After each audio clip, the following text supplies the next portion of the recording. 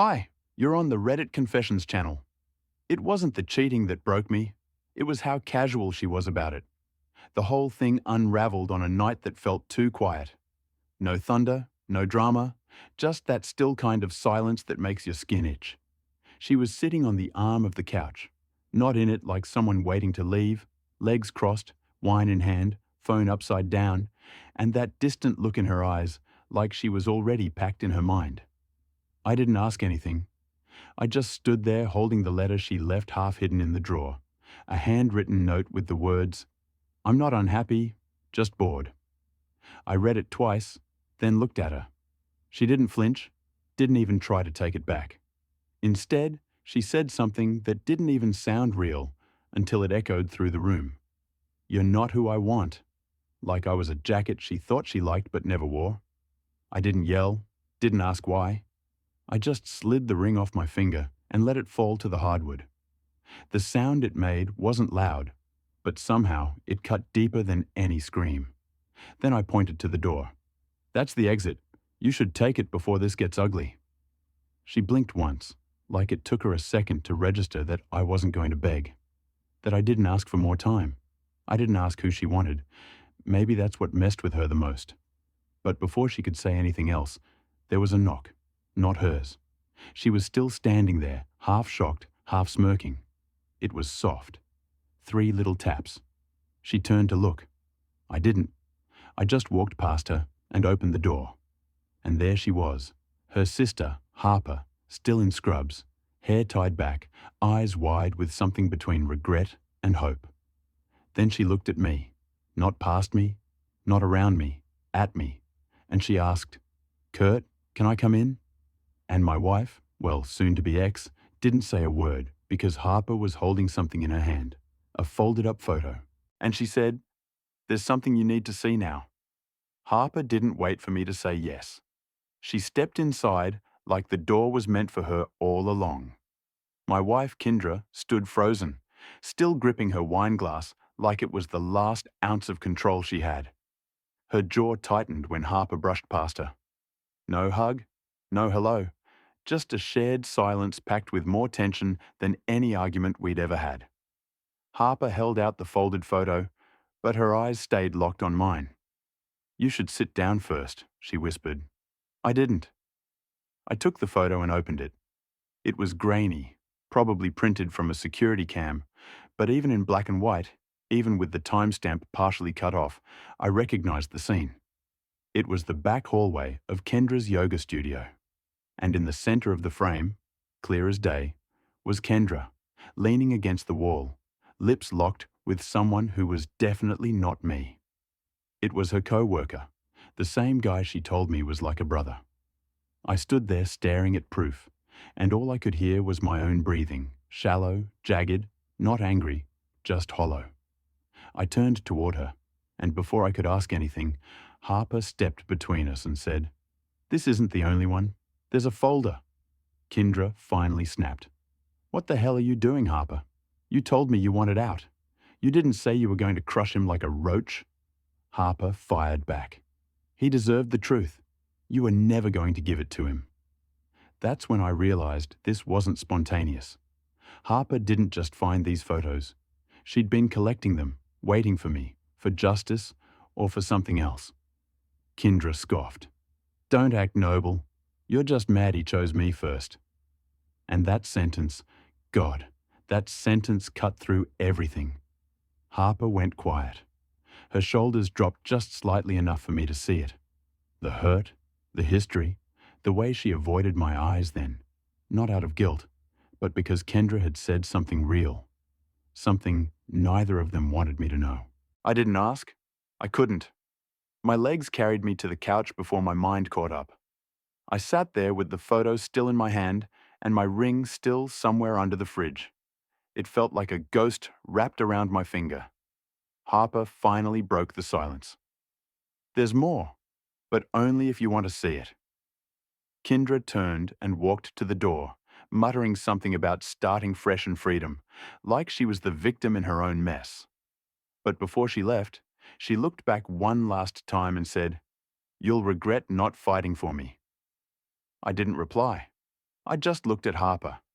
And then I nodded, because whatever came next, whatever folder, whatever truths, I needed to see them, even if they shattered the last good memory I had of my wife. And Harper, she didn't blink. She just said, "Okay, but you'll need a drink first." What she showed me next, it wasn't about Kendra. It was about me and something I never saw coming. I followed Harper into the kitchen, where she placed her phone face down on the counter like it had burned her fingers. She opened the fridge, grabbed a bottle of ginger ale, and poured it into a glass without asking. I sat there across from her, still holding the printout of Kendra wrapped around that yoga guy, like she didn't have a husband waiting at home making her dinner every night. "You need to see something else," Harper said, her voice lower now, like someone might be listening. She reached into her bag and pulled out a second envelope, thick and warped, like it had been hidden under a floorboard. She pushed it across the table with one finger, not meeting my eyes. I opened it slowly. My hands were sweating. Inside were screenshots, dozens of printed chats, blurry but legible. All of them were between Kendra and Harper. "He's not a bad guy," Harper had typed. "Just not what I pictured for you." "I know," Kendra replied. "But stable is useful, and once the house is refinanced and the joint account clears, I'm done playing step forward." I nearly threw up. Harper looked up. "She told me she was going to leave you after the money hit. That's why I started saving the messages. At first, I thought she was venting, but then I realized she meant it. You weren't her husband. You were her backup plan until something better came along." I don't know how long I sat there. Time didn't feel real. I tried to speak, but nothing came out. My throat had closed up like it was trying to protect me from whatever I might say next. Harper reached across and touched my hand gently. "You deserve to know." That's when the door slammed. I turned, and Kendra was back. Her lipstick was smeared, eyes wild, phone in her hand. "You little rat," she snapped at Harper. "You broke into my backup files. That's a felony, you idiot." Harper stood up slowly, calm, collected, and blackmailing your own husband out of his own retirement savings. Is what? Marriage counseling. Kendra laughed bitterly. "Don't act innocent. You're just jealous he picked me. You wanted him first, remember?" My stomach twisted. "What night?" I asked. Neither answered. Harper's jaw locked, and Kendra folded her arms with that victorious little shrug. "Don't pretend you didn't feel it," Kendra said. "She flirted with you every chance she got. I just made the first move." I looked at Harper, who didn't deny it. She just looked tired, broken in a different way. I stood there torn between rage and confusion. Was I just some consolation prize between two sisters playing a long game? Kendra stepped forward like she was walking into a courtroom. She thought she could win. "You can kick me out, you can tear up the account, but you'll always wonder who wanted you more." And that's when I said it. "Then go. Both of you." Her face dropped. Harper froze. I didn't yell. I didn't beg. I just walked over to the table, took the envelope, and dropped it in the trash. Not because I wanted to forget, but because I didn't want their war infecting my peace any longer. "I'll send the papers," I said. And Kendra, she stormed out. But Harper didn't move. She just whispered, "That's not how I wanted this to go." I looked at her. "Then why did you come?" She hesitated, then said, "Because I thought I could finally fix what I helped break." Whatever she meant, I wasn't ready to hear it. But later that night when I opened my email, there was a message waiting for me from Harper with one line. "If you still want the truth, meet me tomorrow." The next morning, I stood in the parking lot of the old Lake House Cafe. Same place we used to go in college back when Harper and I were just part of the same friend group before Kendra even knew I existed. I hadn't been back in years. Not since the night Harper swam out past the buoys just to prove she wasn't afraid of the dark. Back then, everything felt like a dare. Now, it all felt like a setup. She was already inside when I walked in, sitting in the corner booth, tucked behind a chipped vase of fake daisies, wearing a sweatshirt 3 sizes too big, and no makeup. It was the first time in a long time she didn't look like someone's sister. She just looked tired and maybe scared. I slid into the booth across from her. Neither of us spoke at first. The waitress came by, and I ordered black coffee just to keep my hands busy. "I didn't tell you everything," Harper said finally, because it wouldn't have helped. "It might still not, but you deserve the full picture." I nodded once. "Say it." She swallowed hard. "The night Kendra met you, she didn't meet you by accident." That sentence hit harder than I expected. My stomach tightened. Harper went on, her voice quieter. "She knew I had a crush on you. She saw the messages I drafted and never sent. She teased me for it, said I was being desperate for a safe guy, but then she showed up at the party that night, all dressed up like she wasn't even planning to go. And by the end of it, she had your number." I leaned back, breath caught in my throat. "She never loved you, Curtis," Harper said, eyes glassy. "She wanted to prove she could take anything, even someone I liked, and turn it into her victory." I hated how much that made sense. All the moments that didn't quite fit. The way Kendra always made sure I knew Harper had a boyfriend, even when she didn't. The way she rolled her eyes when Harper came over. The strange little victories she collected like they were owed to her. "And you never said anything?" I asked. "I tried," Harper whispered. "But you looked so happy." And then it was too late. She made sure of that. I wanted to be angry, but I just felt hollow.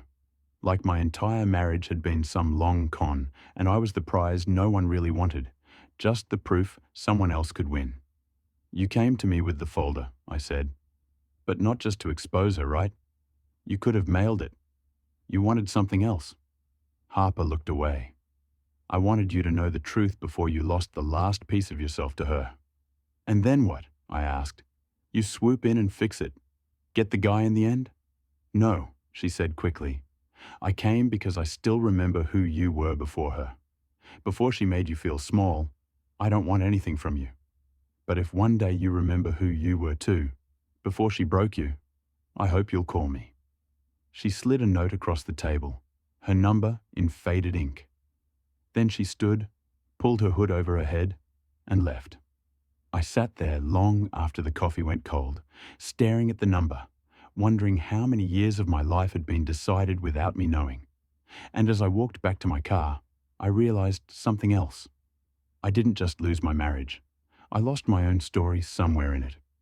But maybe, just maybe, it was time to start writing a new one.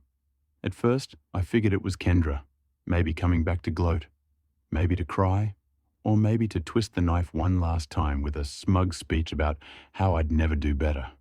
I was prepared to keep the door shut, but when I peeked through the blinds, I froze. It wasn't her. It was him. The guy from the photo, the yoga studio co-worker, the one with the smug hands and smirking lips tangled around my wife in that grainy hallway printout. His name was Darren, and I only knew that because Kendra had said it once in passing.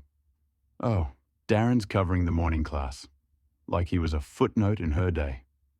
I opened the door about halfway. "You're lost," I said flatly. He shook his head. "No, I'm exactly where I should be." "Boy," I didn't say a word, just waited. He sighed, shoved his hands into his pockets like this was some awkward neighborly drop-in. "I know you probably want to knock me out, and that's fair, but I'm not here to fight.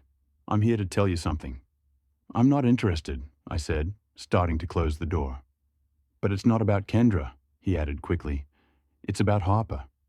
That stopped me. I stepped out onto the porch and shut the door behind me. "You've got about 30 seconds, I said, "and if this is some twisted love triangle nonsense, you're getting off this porch with a limp." He chuckled bitterly. "Nothing like that. I'm not here for drama. I'm here because Harper wasn't being entirely honest with you." I clenched my fists. "Careful," he nodded. "Look, I work with Kendra, but I've known Harper longer, before either of them started treating me like background noise. A few years ago, Harper, she was different. She was sharp, focused, but then she got obsessed." "Obsessed with what?" I asked. "With undoing Kendra," he said. "It started small, exposing lies, subtle things. But somewhere along the way, it wasn't just about protecting you. It was about beating her sister. taking back what she felt was stolen. I stared at him, trying to decide whether to believe a man who was still wearing cologne that probably came from Kendra's glove compartment. "You're saying she used me?" I asked. He hesitated. "I'm saying she might not have started with clean intentions, but that doesn't mean her feelings now aren't real." That left me reeling. I'd already been used once. The idea that Harper, the one person who seemed like she had my back, might have had her own agenda from the beginning, it made my stomach churn. "I'm telling you this because you deserve to know the full truth," he said. "Not just Kendra's version or Harper's." Then he turned to leave, pausing, only to add, "They're both good at rewriting history. Just make sure you're not living in someone else's story again." And then he was gone. I stood there on the porch as the sun started to dip below the tree line, and all I could think was, what if I've been a passenger in my own life this entire time? That night, I stared at Harper's number for hours, but I didn't call. Not yet, because I needed to know who really started this fire and who just stood there pretending to hand me water while holding the match behind their back. I stared at my phone long enough for the screen to go dark at least a dozen times. Harper's number was there in my call log, untouched since she gave it to me. And after what Darren said on my porch, I should have deleted it. Should have closed the door, sealed the wound, and walked away from both sisters and everything tied to them. But I didn't. Instead, around 10:37 p.m., I tapped her name and pressed call. She picked up on the second ring. Her voice was soft. "Kurt." "Yeah," I said. I didn't even plan what to say. Didn't rehearse it like I usually do when I feel too much. "We need to talk." She was silent for a beat, then said, "Come over." So I did. Her apartment was small, dimly lit, and smelled like eucalyptus and laundry detergent. She'd changed out of the hoodie and now wore a plain grey tee. Hair pulled up, face unreadable. She didn't hug me. I didn't ask for one. She handed me a glass of water, and we both sat on her couch like strangers, pretending they weren't once orbiting the same sun. "I need to ask you something," I said, "and I want the truth, even if it hurts." Harper didn't blink. "Okay. When you gave me those screenshots and told me everything about Kendra, were you doing it for me? Or just to finally win some sick competition you've been playing against her?" She didn't look offended. She didn't get defensive. She just sighed, like she'd been waiting for that question since the moment she stepped into my house.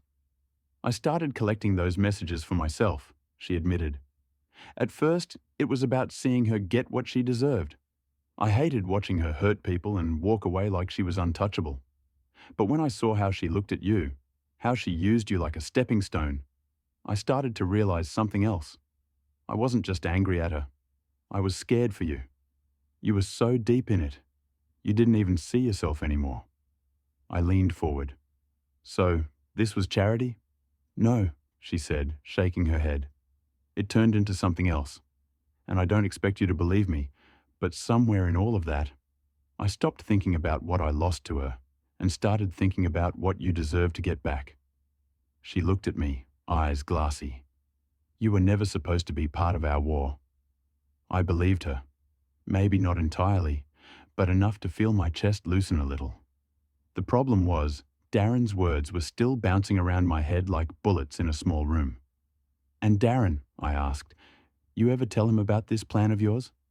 Her eyes narrowed. "You talked to Darren?" "He came to my house," I said. "Told me you've been playing a long game, that this was never just about Kendra." Harper exhaled through her nose. "Of course he did. Darren's been obsessed with her for years. She used him like she used you, but he never got what he wanted. So now he's trying to drag everyone else down with him." I raised an eyebrow. "What did he want?" She hesitated just long enough to raise every red flag I had left. "Harper," I said slowly, "what did Darren want?" She looked me dead in the eye. Me. And suddenly the whole board shifted again. Darren wasn't just a pawn in Kendra's game. He had his own. And I was the idiot sitting in the middle, believing whichever story sounded most tragic that day. I stood up. My mind was spinning. "I need air." She didn't stop me, just nodded and said, "If you walk away, I get it, but don't let his version of the truth bury mine." I walked out, and as I stepped into the cold night air, my phone buzzed. One new voicemail from a number I didn't recognize. I played it without thinking, and my blood turned to ice. It was a recording, a muffled one, but I recognized the voices, Kendra and Darren, and what they were saying. It wasn't just about me. It was about Harper, and a setup I had walked straight into. I replayed the voicemail 5 times before I sat down on the curb. I couldn't move, couldn't even feel the cold concrete under me. The voices were fuzzy, but I knew them. Kendra's sharp laugh and Darren's low, oily tone were burned into my memory by now. But it wasn't just hearing them that froze me. It was what they said. "You think he'll actually fall for it?" Kendra's voice crackled through the static. "He already has," Darren replied. "Harper plays the wounded saint in Curtis. He eats it up. Always wanted someone to save. Let him believe she's it." Then laughter from both of them. Kendra continued, "So we wait. He divorces me, throws himself at Harper, and then," Darren answered, "then they both learn they're not as clever as they think." I don't remember how long I sat there. The audio ended, and my hands just stayed still. Phone still glowing in my palm like a lit fuse. My heart didn't beat faster. It just dropped like it was too heavy to lift again. I felt every ounce of humiliation settle on my shoulders like concrete. The woman I married was orchestrating my downfall. The man she cheated with was feeding me breadcrumbs. And the woman I thought was my only real ally? Maybe just another mask in the show. I went home in a fog. Didn't sleep. I sat at the kitchen table staring at nothing. The box labeled "wedding stuff" was still next to the door. I opened it. Inside was our wedding photo, smiling in a frame that felt like it belonged to strangers. I took it out, turned it over, and saw Kendra's handwriting on the back. "Here's to forever, even if it gets ugly." It got ugly. All right. By morning, I knew what I had to do. I wasn't going to scream. I wasn't going to burn everything down. I was going to end it on my terms. For once, I drove to the yoga studio first. Kendra's car was there. I walked in and waited until she came out of class, all polished and glowing like betrayal was just a facial treatment. Her eyes widened when she saw me. "Curtis." I handed her an envelope. Inside were the divorce papers, signed, notarized, official. "I'm not your puppet anymore," I said calmly. "You wanted freedom. Here it is." She flipped through the papers, trying to act amused. "You think this makes you strong?" "No," I said, "but I finally don't feel weak." Before she could respond, I turned and walked out. Next stop was Harper's. I didn't call. I didn't warn her. I needed to see her face the second she heard the recording. I knocked. She answered in seconds as if she'd been expecting me. "You okay?" she asked softly. "No," I replied, pulling out my phone. "But you will be honest with me right now." I played the voicemail. Her face shifted slowly. Shock, hurt, a strange kind of horror. "Where did you get that?" she asked, voice barely above a whisper. "Anonymous voicemail," I said. "Maybe Darren, maybe someone else. Doesn't matter. Just tell me if you knew." She swallowed hard. "Curtis, I didn't know they were still talking." I thought, "Did you ever talk to him about using me?" I interrupted. Her silence was the loudest thing I've ever heard.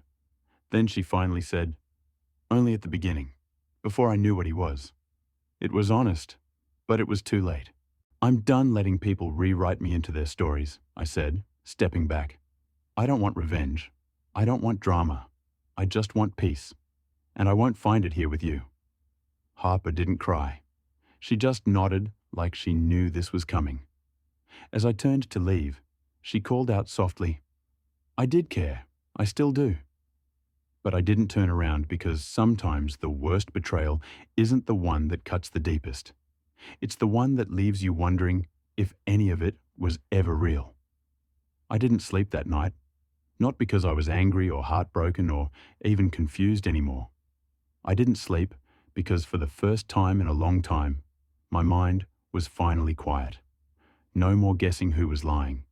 No more trying to be the husband, the fixer, the fool. I woke up at 6:03 a.m. without an alarm. Showered, packed the last of Kendra's things into the car, dropped the box labelled wedding stuff at her mother's porch, and didn't bother leaving a note. The photo frame was gone. I didn't burn it or smash it. I just quietly buried it at the bottom of a dumpster 2 nights ago. It felt symbolic at the time, like I was discarding someone else's movie script with my name printed on the front. Then I did something I hadn't done in years. I took the long road out of town, past the lake where we used to go in the early days, past the cafe where Harper and I last spoke. I turned off my phone, not out of anger, not to make a point, just because the silence had finally become more comforting than anyone's voice. I thought about Harper, about whether I could ever fully trust her again. Maybe I could, maybe not. But I knew this much. She wasn't my responsibility, not anymore. And that truth felt better than any apology ever could. I thought about Darren too, and his smug little game with Kendra. I don't know if they ever got what they wanted from this. Power, chaos, control, but I didn't need to expose them or fight them or even warn anyone else. That's not my war. That's not my weight to carry. I pulled over near the overlook just outside Ridgeview. No one was around. The air was cool and the town stretched out below like something I used to be a part of but didn't belong to anymore. I stood there just breathing, just being. No ring on my finger, no lies pressing against my chest. And for the first time in what felt like a lifetime, I smiled. Not because I won, not because they lost, but because I finally walked away without needing a final word. Peace didn't come from confrontation. It came from stepping off the stage completely and refusing to be part of their play. My story was no longer something being done to me. It was mine again. Messy, cracked, unfinished, but mine. Weeks later, Harper did text. Just one line. If you ever want coffee, no expectations. I haven't replied. Maybe someday I will, maybe I won't. But either way, I'll decide for me. Have you ever walked away from someone not because you stopped caring, but because you finally started caring about yourself? Share your moment in the comments below. Subscribe to Reddit Confessions for more real-life stories where truth hits harder than fiction. And if you made it to the end of this one, thank you. Sometimes survival is the plot twist.